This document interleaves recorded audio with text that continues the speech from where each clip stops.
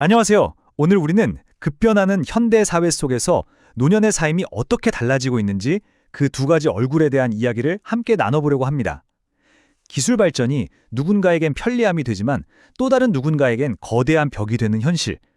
바로 그 이야기 속으로 들어가 보시죠. 그냥 안 먹고 말지. 이 한마디. 한 패스트푸드점 키오스크 앞에서 나온 이 말이 오늘날 수많은 어르신들이 느끼는 소외감을 정말 압축적으로 보여주는 것 같아요. 자, 이게 대체 어떻게 된 일인지 한번 깊이 들여다볼까요? 네, 우리의 첫 번째 이야기는 바로 이 키오스크라는 벽에서 시작합니다. 편리하자고 만든 기술이 어떻게 누군가에게는 넘을 수 없는 장벽이 되는지 그 보이지 않는 어려움에 대한 이야기입니다. 한번 상상해 보세요. 77살 할머니 앞에 놓인 이 복잡한 화면. 낯선 용어들에 뭐가 뭔지 알 수 없는 버튼들까지. 햄버거 하나 주문하는 게 정말 불가능에 가까운 과제가 되어버린 거죠. 할머니의 손은 허공에서 헤매고 혹시나 도와줄 사람 없나 주변을 둘러봐도 보이는 건 기계뿐입니다. 겨우겨우 메뉴를 골랐다 싶었는데 이번엔 결제가 안 돼요. 결국 간단한 식사 한 끼 하려다 마음에 상처만 안고 돌아서야 했죠. 바로 이 지점입니다. 기술이 추구하는 효율성과 사람이 필요로 하는 인간적인 교감, 그 사이의 간극이 드러나는 순간이죠. 기계는 빠를지 몰라도 뭐 도와드릴까요? 하는 따뜻한 말 한마디를 대신할 수는 없으니까요. 이게 비단 햄버거 가게만의 얘기가 아니라는 겁니다. 기차표 예매 같은 것도 마찬가지예요. 앱으로 척척 예매하는 젊은 사람들은 편하게 앉아가지만 현장 발권을 기다리거나 기계 앞에서 헤매는 어르신들은 서서 가야 할지도 모르는 상황, 참 씁쓸한 현실이죠. 자, 그럼 다음으로 넘어가 볼까요? 이런 디지털 격차가 사실은 훨씬 더 크고 구조적인 문제, 그러니까 먹고 사는 문제와 어떻게 직결되는지 한번 살펴보겠습니다. 이 그래프 좀 보세요. 정말 충격적이지 않나요? 우리나라 노인 빈곤율이 다른 선진국들 평균의 2배를 훌쩍 뛰어넘습니다. 이건 정말 우리 사회의 혹독한 현실을 그대로 보여주는 숫자입니다. 높은 빈곤율은 결국 이런 결과로 이어집니다. 421만 명. 은퇴하고 편히 쉬셔야 할 나이에도 불구하고 생계를 위해 일터를 떠나지 못하는 어르신들의 숫자입니다. 그러니까 이게 핵심입니다. 일하는 노인 인구 비율은 세계 최고 수준인데 그 일이 충분한 소득을 보장해주지 못하니까 노인 빈곤율은 여전히 OECD 1위라는 이 아이러니한 상황 말이죠. 하지만요, 이야기가 여기서 끝나면 너무 암울하겠죠. 지금부터는 이런 어려움 속에서도 어르신들이 얼마나 멋지게 또 적극적으로 자신의 삶을 개척해 나가고 계신지 그 희망적인 이야기들을 좀 해볼까 합니다. 여기 65살 서두 할머니의 이야기가 있습니다. 정말 영화 같지 않나요?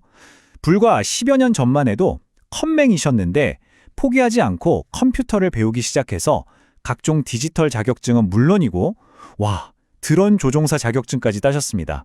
그리고 지금은요, 다른 어르신들한테 컴퓨터를 가르치는 선생님이 되셨다니 정말 놀랍고 존경스럽습니다. 서두 할머니뿐만이 아닙니다. 79살 반정숙님 보세요. 늦은 나이에 유튜브를 스승 삼아 피아노를 배우고 이제는 교회에서 반주할 꿈을 키우고 계시죠. 이 한마디에 얼마나 많은 노력이 담겨 있을까요?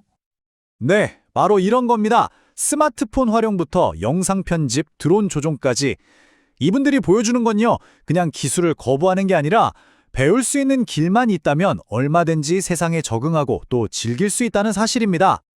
자, 이렇게 새로운 기술을 배우는 걸 넘어서서요, 어르신들의 삶에는 또 다른 놀라운 변화가 일어나고 있습니다. 바로 인간관계 그리고 사랑에 대한 이야기입니다. 여러분, CC는 아시죠? 캠퍼스 커플.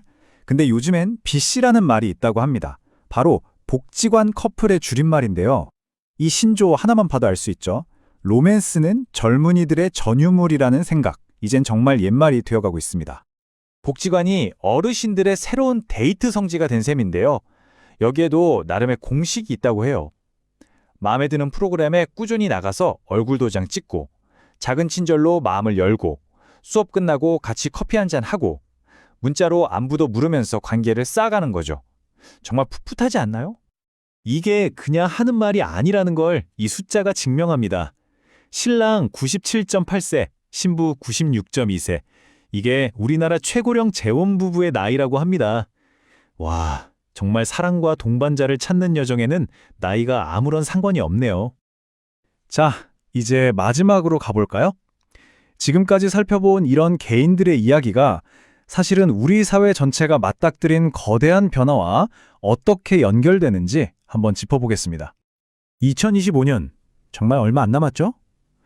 이때가 되면 대한민국은 인구 5명 중 1명이 65세 이상인 이른바 초고령 사회로 진입하게 됩니다. 이건 그냥 인구 통계가 별하는 게 아니라 우리 사회의 모든 규칙을 다시 써야 한다는 신호탄 같은 겁니다. 그러다 보니 이런 뜨거운 논쟁들이 벌어지고 있는 거죠. 노인을 이제 몇 살부터로 봐야 할까? 65세? 아니면 75세?